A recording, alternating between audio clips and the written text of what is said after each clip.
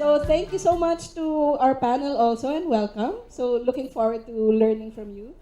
So today our topic is about breaking silos. Excuse me, I have a scratchy throat today. So in terms of breaking silos, there are really four or five things that really want to talk about today. One is first to level off on innovation. What is it really? What is the imperative for innovation? How do we build a community to help these innovators? So, case in point, the ones who pitched today. How do we build a community to sustain them? What does it mean exactly to break silos? How do we bring these innovative ideas from idea to execution? And finally, what is the long-term view? So excited to be learning from my esteemed panel today. So let's get it started. Kevin, Abby, and Tim. So what I'd like to do is really make this a free-flowing discussion. I'll throw some questions out there. It may be directed, say, to Abby or Tim or Kevin, but please feel free to jump in. So first off, we talked about the context of innovation. What is that really? How do you define innovation in your context, and what does success look like? Okay, good afternoon, everybody. So the definition of innovation for CARE, I think right now, is that it's a process for realizing new value. Inside of that process, we are designing new solutions, testing these solutions, and trying to scale them. But as a women's empowerment organization, that's all centered on trying to create a more just world. So for us, it's very much a process rather than a kind of the product that might come at the end of that. Thank you for making it in your context. So I will also define innovation in the context of academe, particularly the Hub of Innovation for Inclusion. So in the academe, we all know there is no lack of creativity. There is a lot of creative talent. But then again, innovation does not stop with just creative ideas. So innovation in our context is really driving it towards implementation and building a prototype, getting tested, getting feedback, and going back to drawing board and developing it further. So for Hi-Fi, we're very specific on innovation that we develop, or at least we incubate and fund. So we are called Hi-Fi, Hub of Innovation for Inclusion. So we always say that let pain be your pilot. So we generate innovation out of a need, out of a pain of a user, out of a pain of a community or people. So we encourage our young innovators, our young fellows to actually look what is painful in your area, what is a need in your area, how could you actually create a change, improve the process, maybe add value to it. So it's really about innovation that is inclusive to a lot of people. Yeah. I think for me, coming from a practitioner, innovation is disruption. It's about changing the status quo and breaking the rules to produce a higher quality or a higher output. As everyone else is talking, innovation is not necessarily about technology. It's about systems as well as technology, all combining to create a different output. And it's based, the reason that we do innovation, we do it to meet a need. We need to do something differently. We need to do something better. So for example, in humanitarian response, how do we alleviate suffering more effectively, more efficiently, quicker? How do we make sure that the people that we responded to are treated with dignity? And so all the innovations within the response area need to be based on that. And then it's also based on competition. If you look at commercial innovation, it's based on competitivity. God, I can't even speak right. But if you look at the great innovators, Airbnb, Lyft, which came way before Uber, they disrupted the space and they actually created a new market. And so that's where the competition comes in. Right, because they saw a pain point, and they really thought that, hey, I can do something better. There must be a different way to go about it. And so in the context of the humanitarian response, as we heard from our last speaker who made the pitch, from 1984, and this is no offense to the excuse me, no offense to the NGOs or INGOs, but it seems that something is not working. So it seems that this is the imperative for innovation. So what are the challenges that you see on the ground? Why is it that older existing solutions have worked? And Tim, I'd be interested in learning from you, from the perspective of the CARE network, examples of innovations you've executed and how different was the impact compared with, I guess, the more traditional approach? Okay. No, absolutely. I'm very happy to take any critique of the INGO sector. I've been with CARE for 13, unlucky for some, years, and I think on 14. And I think it's a great time to be asking direct questions about what's happened in the last 50, 60 years, and to Dennis's point earlier about money being in the system but not being galvanized in a way that's appropriate. I feel like INGOs have an accountability for helping do that. So my answer to your question about what CARE has been doing recently comes back to how we are trying to change the architecture of our confederation. We're in 90 countries. We've been around for as long as 75 years, and we're ready to retire or we're ready to focus. And actually that focus at the moment from an innovation perspective is about changing our country presence in many different places in the world. So in Sri Lanka, where we've been for 50 years, we now have a social enterprise instead of a CARE program office. In Egypt, we're changing and creating a social enterprise platform for Egyptian social entrepreneurs. We're changing in Vietnam, we're changing in Morocco, and our footprint needs to reduce from what we have now, and our focus needs to be on closer proximity and a much more kind of localized sort of structure of governance to that. So I'd like to think in a few years' time, if CARE is still in business, and I come back to Manila and talk to you again, that you're knowing about CARE's innovation, not because we are scaling to lots more people, but because we are changing the nature of our presence, and our value add then is much more appropriate to what it perhaps has been over the last few decades. Would you say that in the context of breaking silos, you're also taking this kind of lens in the way you're approaching problems, breaking silos within perhaps the CARE organization? Yeah, so very quickly, we've launched an accelerator the last 3 years for CARE teams to look at addressing barriers to scaling ideas and initiatives. And we've helped coach and train teams on what that looks like from a capacity perspective. But it's also culturally focused our confederation on the need to test and to look much more methodically at our work and not just be chasing the money from large institutional donors and trying to spend the money and keep the burn rate up, but actually think much more about process and systems to how we develop programs. And that's involved all of the organization talking to each other much more, so an internal silo breaking. Yeah. But it means we have to be much more active in our ecosystems and work with other actors and break down potentially historical silos that exist there as well. Right. So speaking of ecosystems, Kevin, given your work on the ground, perhaps you could, share your insights with us in terms of the challenges. So from the response perspective, the Humanitarian Response Consortium is currently 12 local organizations. We're developed specifically as a disruptor. The reason that we were formed and got together is to localize humanitarian leadership. So in other words, Filipinos working with Filipinos to help other Filipinos in times of emergency. And so when we started working together, each organization had their different silo. And we started working, and we worked in silos because we were copying what international NGOs did. And halfway through our biggest response to date, that was in 2010, Sendong. We got about halfway through it, and we tried some different stuff, particularly for water and sanitation. We did lime stabilization sludge treatment so that we could use porta potties.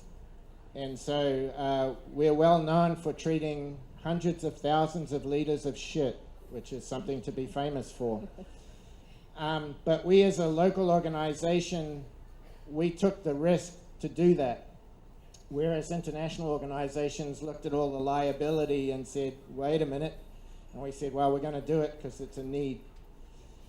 And so halfway through that response, we all got together and we looked at why are we doing what we're doing? And it was there we had the realization that we're not there to distribute water kits. We're not there to provide food packs. What we're there to do is alleviate suffering. And so from that point, what we did is, as working together, not in our individual silos or as individual organizations, we worked together and figured out what are the highest priority needs of the communities that we're serving, and we worked in doing that together. So rather than having sector teams, we had geographical teams. What we did is when we built water and sanitation facilities, we mobilized the people that were impacted to do the labor, and we used our livelihood team to pay them to do that. And so by doing that, we created this culture within the team of HRC that said, we're going to go in and we're going to find out exactly what the needs are and then figure out how to do it, which created field-based innovation. And we tried different things. Some stuff worked and some stuff didn't. Whereas before, and sometimes when we're working with international NGOs, they'll send us something and say, oh, this is this new innovation, we want you to try it, but it's a solution looking for a problem. And it's like, but dude, you know, we don't have that problem, so we'll just put this over here and we'll go out and fix the problems first. So that's the difference. Right, great. So it sounds like you were able to bring together all these stakeholders and have them come together on a common agenda, which is, you know, as we know, very challenging.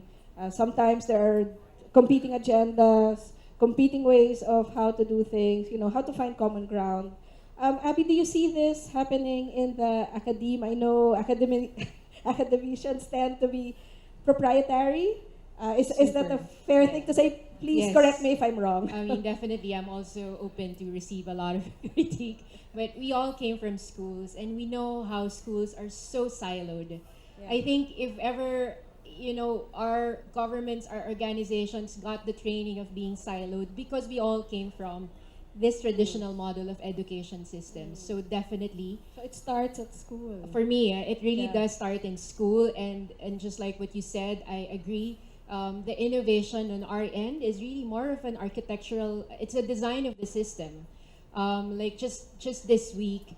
So Hi-Fi is 3 years in its programming, but sometimes I feel like we're moving things at breakneck speed because I feel like there is not much time for us to, you know, to dilly-dally. Like you said, how many years of NGO work, and we're not really disrupting anything. So I feel like a sense of urgency. So we are trying to work with different academic programs in such a way that we're building this concept of a super thesis, wherein maybe industrial design students and expert management students and culinary students can work together and look at specific problem spaces and how they could work together. Because I realize, you know, a lot of the solutions are really looking for problems to solve, right? So what if the reason behind it is because if you just put in industrial design students or faculty, professionals to look into a problem space, the solution will be from that lens.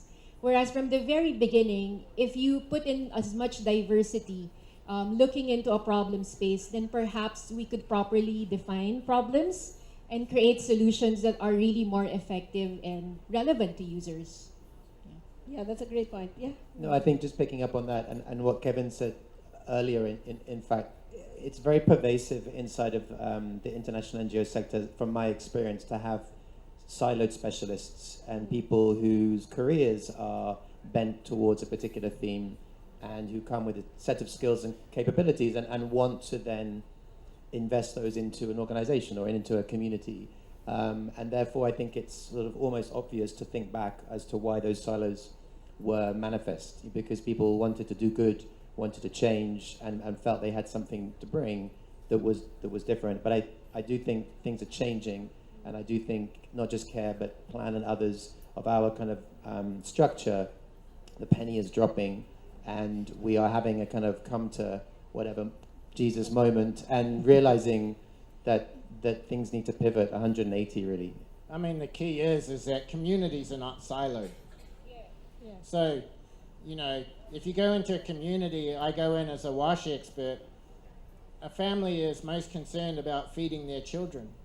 They're most concerned about getting everybody under one roof. They're not necessarily invested in having a toilet or, you know, the difference between safe and unsafe water. So why would you as a responder be siloed when you're working with a community that's not siloed? And so you have to That's dealing understand with the multiple priorities problems. of communities in a whole Yeah. to provide effective response. Yeah, so not, just because you're a wash guy, Yeah. you're going to force this wash solution on this community Well, without regard for what their other needs are. But I wonder, Tim, just to go back to you quickly, on the question of scale, and we talked about this a bit.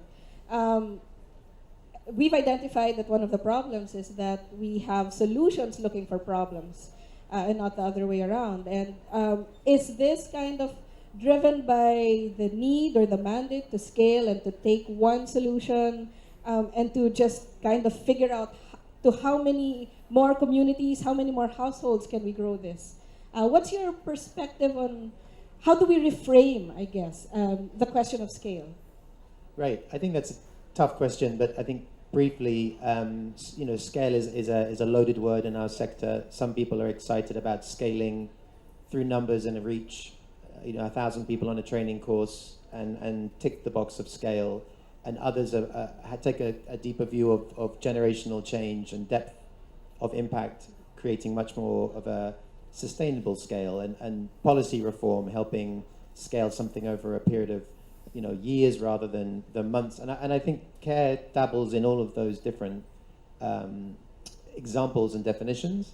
But to my previous comments about our own ability to change and adapt and be relevant, I feel that's actually a much more scalable solution in the long run, that CARE is placing the power that it has in the decisions it makes and the money it shifts around the system in the hands of those who are much more closely associated with the proximity of the problem. And if that means creating a social enterprise in Sri Lanka instead of having a program office, and that social enterprise then having much more of an opportunity to work with women and youth in Sri Lanka and local organizations and partner them much more authentically, then that's the answer for us. And that would give us ultimate scale through kind of relevance of presence. And would it be correct to say it's more of a scaling of the process of going into the community, identifying the problem, validating, and then identifying the appropriate solution? So it's more the process that you are, propagating rather than yes. one solution. Yeah, and I think, again, to Dennis's point about money, that there is money in these countries in which traditionally Western governments or Western entities have sent money to, right? So there's something about how we get better at finding that money, whether it's impact investment money, philanthropy money, high net worth Asian-based citizens who want to engage, whether it's new development agencies in Korea or Taiwan. It has to be a different narrative and a different lens through which we're looking at getting liquidity into the development sector. And that's where organizations like CARE are catching up, and we're much better placed to try to support local organizations to do that, or create local care structures that can access that, rather than relying on big, large institutional money that we think is still there, but is gradually going away. So it seems to be really just having a conversation with people who are, who should be sitting around the table. So the next question is, who are the stakeholders who should be sitting around the table? And Abby, in particular for Hi-Fi and your incubation, what do you see the role of platforms are for collaboration, and how within your model do you encourage cross-pollination through these platforms? Yeah. So I think more or less by now we have are all in agreement that organizations work in silos, and we definitely need to build platforms that will encourage people to get together and start conversing and meeting of minds. So definitely we do that, and I think in the Philippines, if I may observe, and Don't get angry with me for this one, but I see that a lot of incubators and hubs and accelerators are actually organizing a lot of these conversations. Sometimes in my inbox, I'm not sure if you have the same thing, there's just an overwhelming a lot of events happening, creating conversations. I'm just worried. I'm just worried that it's creating a lot of buzz, but is it really creating the impact that we want it to have? So I guess my take and my learning as well as an incubator specifically, even though we are in the academe, we want to be able to relate to those in the private sector and the public sector as well. We want to work with them. I think we need to be more strategic, or if ever we do organize platforms for collaboration, I think the objective should be transformational. I mean, if we bring key players together, if we could actually design the whole event or the whole experience to have a definite end to it, like it's something measurable. And I think this could link back to what was mentioned earlier, that there is a decline in funding for innovation. I mean, that got me worried because we're just starting the conversation and the learning curve is just so high. So I really think we need to be more strategic in terms of building these platforms for collaboration. Yeah, You just wanna add? Yeah, Kevin, please weigh in on that. yeah, I'm waiting for that.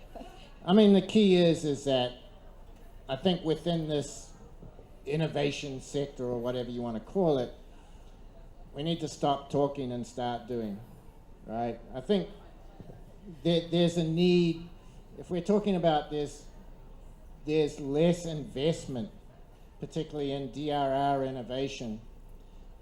We have to actually look at why is that happening. And the reason that's happening is that maybe people are investing a lot and not actually seeing stuff come out. So you have to look at it from an investment point of view. Are the innovations, do they disrupt? Are they scalable? Will it make a difference? Am I getting a good return on investment? Or should I look at the way that we're doing things now and just do them better, right? So I think there's this, you know, if you look around, we have a buzzword mentality. Everyone talks about innovation, and we have this get together today. And I actually stayed here from the very beginning to now, and no one really defined innovation, and no one really defined DRR, except for the young lady from OCD who talked about preparedness, mitigation, response, and recovery. And so we're not talking in a proper framework, and that's why investment is being reduced, because we're producing a lot of talking and not a lot of results. And so one of the things is that when you're innovating, you've got to go out and do it and see if it works. And so for everything that we've done under the HRC, some of it has worked and some of it hasn't. Some of it's worked in one context and hasn't in another context where we've figured out why it didn't work. But everything was done in the field, and we figured it out on the run with our partners. That's a great example. And actually, I did want to talk to you guys about, you know, speaking of buzzwords, breaking silos, and just to bring it back to the name of our panel, right? Breaking silos. So we've talked about that a bit, you know, touched on a big picture thinking, system thinking, being strategic. But I want to leave the audience with, you know, some actionable points from your experience. And what does it mean exactly? And what is the cost of that? I mean, we talk about breaking silos in the hypothetical. But even the idea of bringing ideas, you know, from innovations rather, from ideas to execution, all of that has a cost.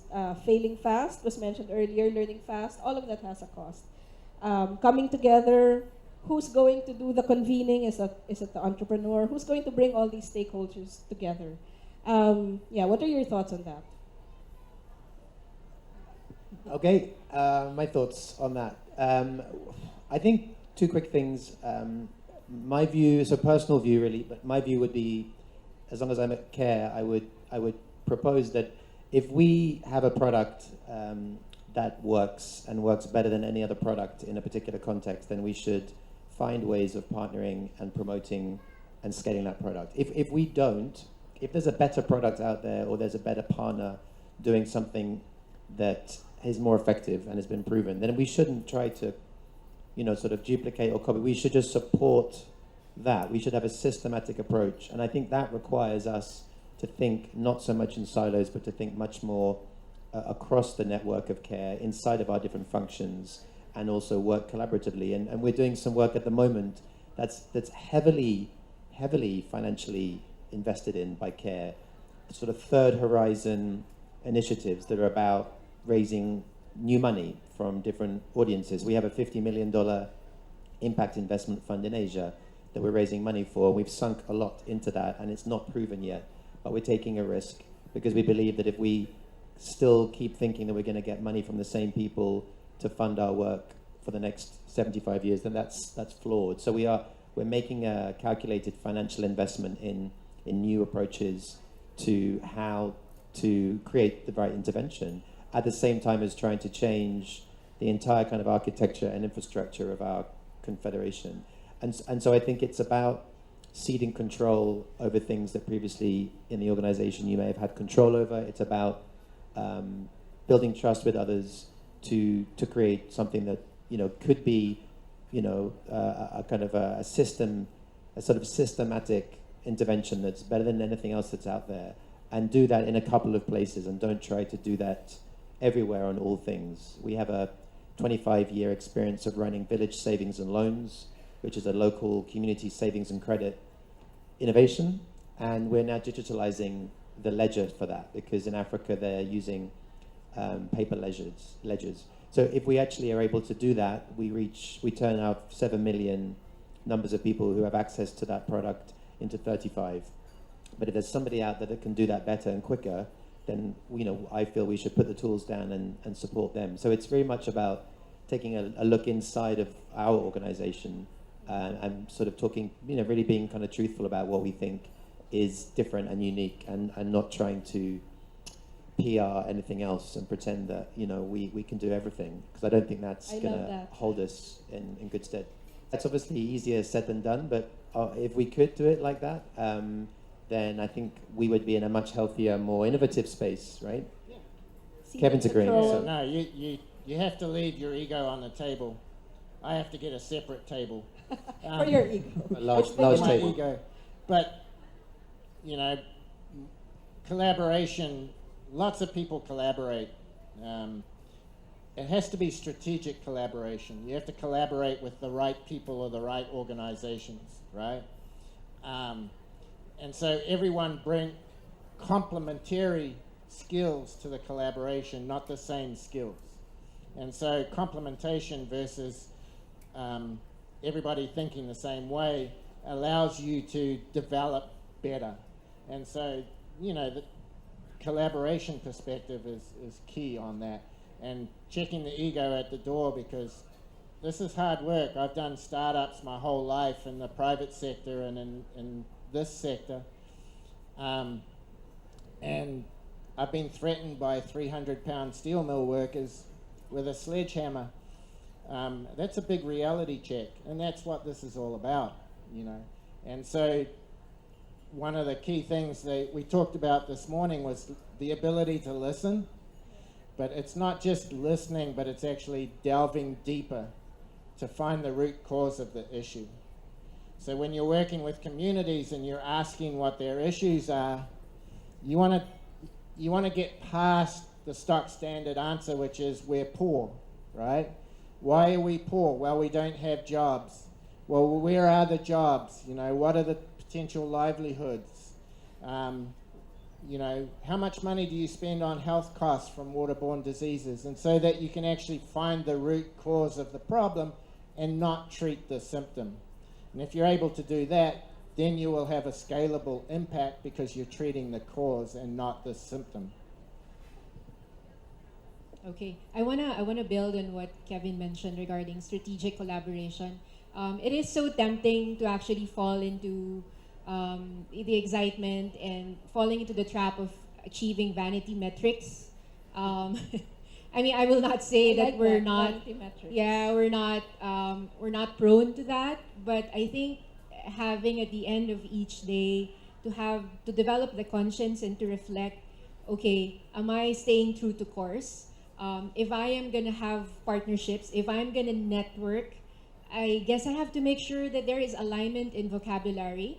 I think it is very crucial for us to really get to that destination of disrupting a status quo, is that you partner with people, with organizations who you align in vocabulary and values with.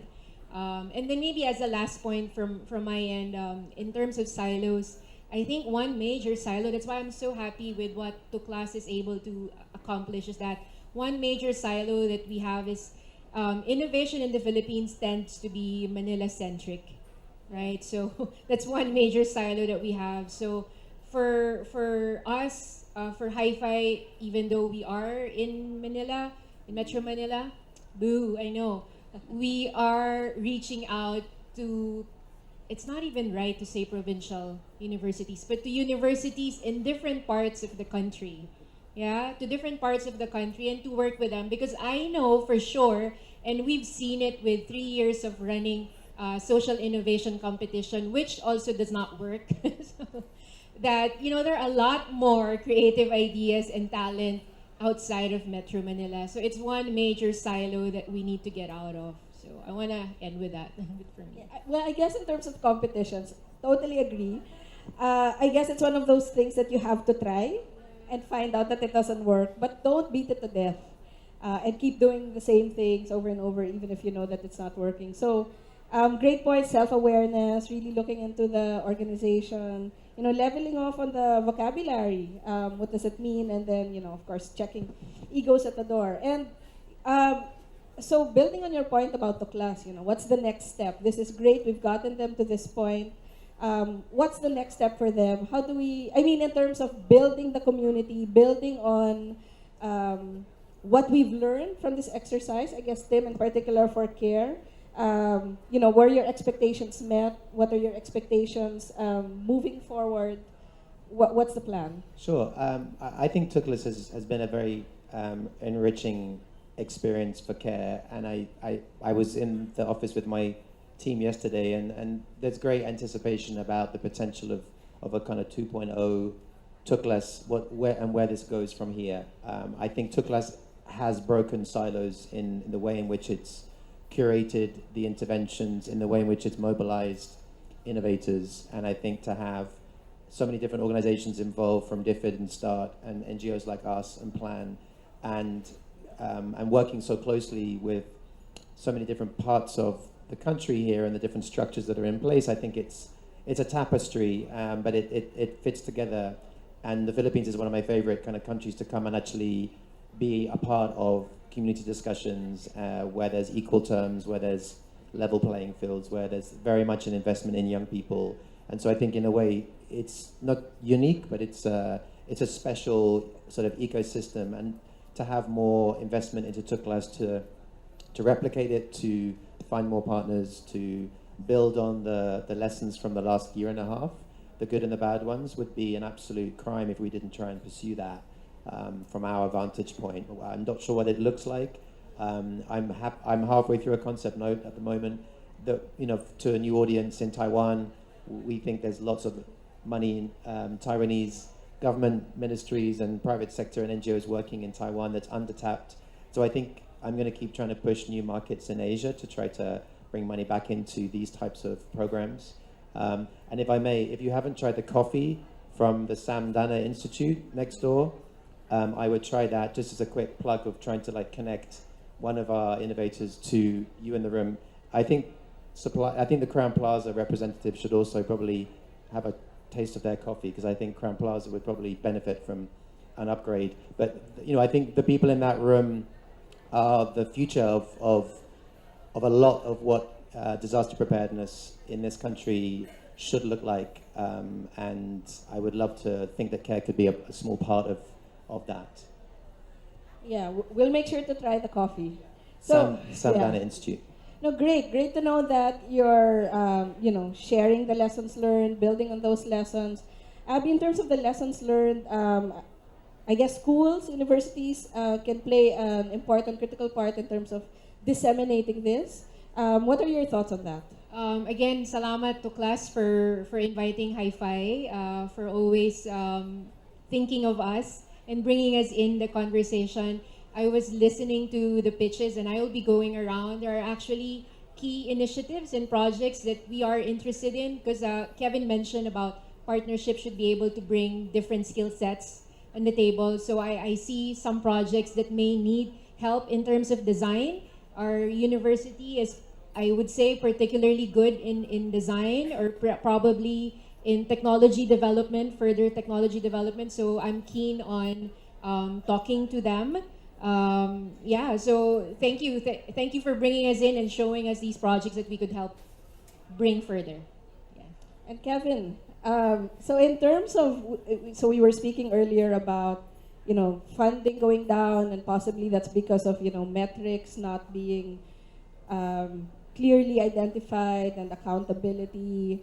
What kind of accountability is needed in the space? I think that when you do this, when you're grading innovations, you don't want to give participation medals. In other words, if something doesn't meet the standard, then you should fine-tune and invest in the ones that do. We need to hold this space accountable like every other space, so that if we say that we're trying to breed social entrepreneurs, we're trying to bring innovation into the DRR space, let's make sure that the ones that we prioritize are disruptive, are innovative, and do make a difference. And so a lot of times when you do a project like this, we come in with big ideas about how we're going to do this, but because of the way that this is funded, which is a very non-innovative way of funding, right? Because I've worked with Start Network before, so I understand. So what happens is they say, be innovative, but meet these targets. I must have 40 innovations. I must have this. I must have that. And it's like, all right, be innovative, but no. So you've got to invest in building innovations.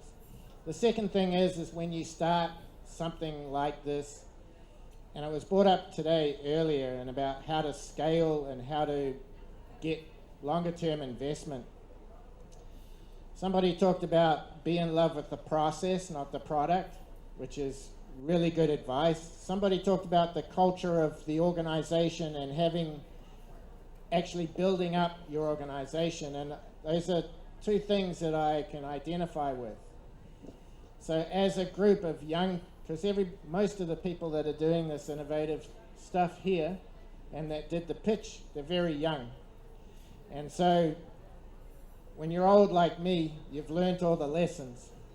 So my advice is you not only concentrate on the product, but you also concentrate on building your organization.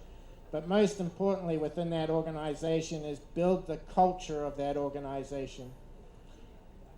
Create it with an identity that everyone within the organization relates to. So that when all of you go out and you sell your product, like when you do your pitch today, everyone believes in it. You should be able to tell me within 90 seconds what your product does and why I should invest in it. And you should be able to tell Abby, you should be able to tell Tom, right? Tim, John. The three of us come from very different backgrounds, which means the 90-second pitch would be different for each of us because we speak different languages. And so from the Tookless 2 perspective, one of the things that I think you need to bring in is how do you create organizational culture and strength and marketing capacity? Because every one of the ideas is a great idea, right? These are all startups. And to go from startup to have a 5-year track record. It's going to rely solely on the people in the organization selling their product.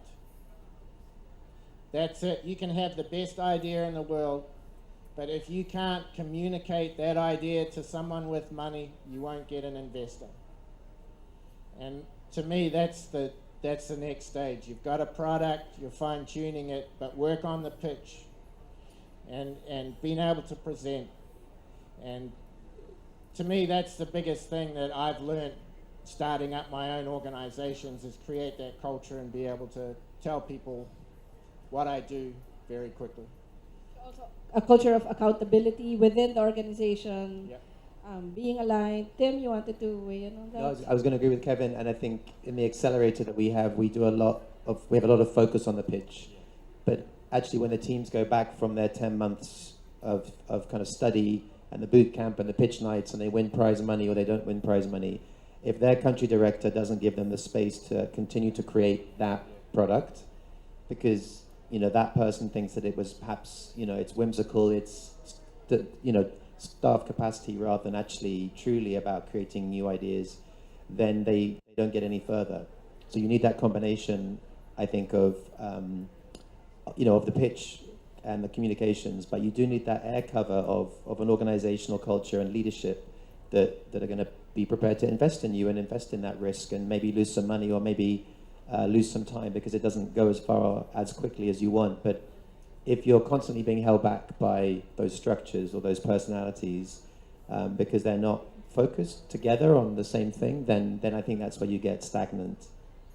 That's a great point. And I wanted to build on that with you, Abby, in terms of leadership, which is key. But again, it's one of those terms, right? What is leadership exactly? And you mentioned earlier that we learn about silos from school. Building on that point, how are we teaching leadership in schools today? Whether within the curriculum, outside of it?